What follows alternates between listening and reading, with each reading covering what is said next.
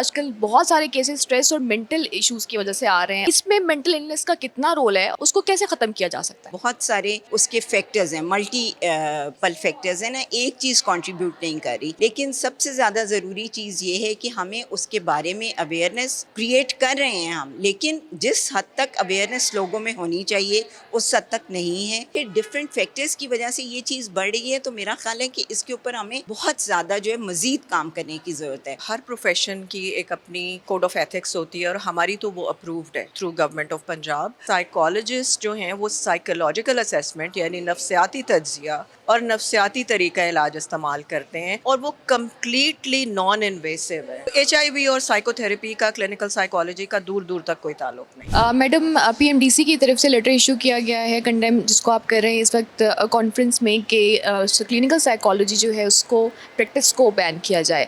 اب ہم یہ کہتے ہیں کہ PMDC کی جوریسڈکشن میں آپ لوگ نہیں آتے, دیٹ از دا سے آف سائیکالوجسٹ. تو اس کے حوالے سے آپ کیا چانس رکھتی ہیں؟ سیکنڈلی, HIV کا پھیلنے میں سائیکالوجی کا یا کلینکل سائیکالوجی کا کوئی رول ہے یا نہیں ہے, اور اس پورے معاملے پہ آپ کیا اپنا اسٹانس رکھتی ہیں ایز اے سائیکالوجسٹ؟ جی، آپ کا پہلا سوال PMDC کی جورسڈکشن کے حوالے سے ہے.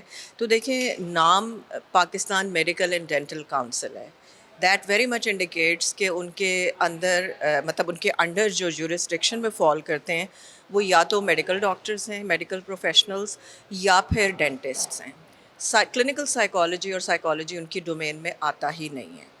اور تو لہٰذا جس طرح ہر پروفیشن کی ایک اپنی کوڈ آف ایتھکس ہوتی ہے، تو ہماری تو وہ گورنمنٹ آف پنجاب سے اپرووڈ ہے کوڈ آف ایتھکس جو ہے بہت عرصے سے. اور اس کی کاپی جو ہے وہ ہر ٹیچنگ ہاسپٹل کو، میں اس زمانے میں میو ہاسپٹل میں پوسٹڈ تھی، تو میو hospital services all teaching hospitals میں پنجاب کے وہ گئی ہے.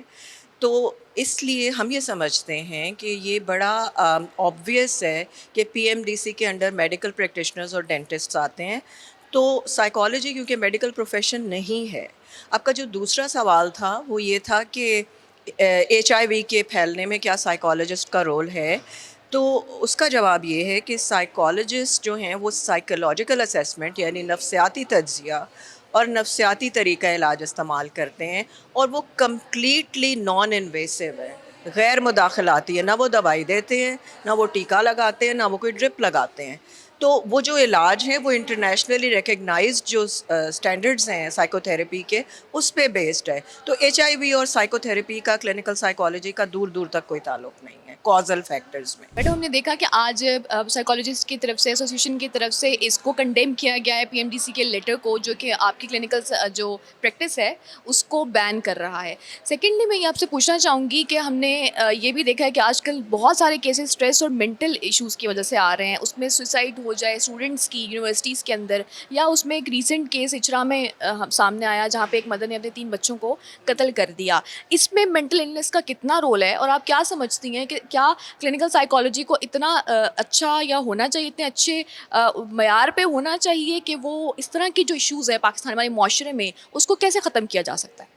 دیکھیں, اس میں بسم اللہ الرحمن الرحیم، سب سے پہلے تو یہ بات ہے کہ جو ذہنی اور نفسیاتی مسائل ہیں وہ انکریز ہو رہے ہیں. ٹھیک ہے, ان کے بہت سارے اس کے فیکٹرز ہیں، ملٹی پل فیکٹرز ہیں نا، ایک چیز کنٹریبیوٹ نہیں کر رہی، لیکن سب سے زیادہ ضروری چیز یہ ہے کہ ہمیں اس کے بارے میں اویئرنیس کریٹ کر رہے ہیں ہم، لیکن جس حد تک اویئرنیس لوگوں میں ہونی چاہیے اس حد تک نہیں ہے.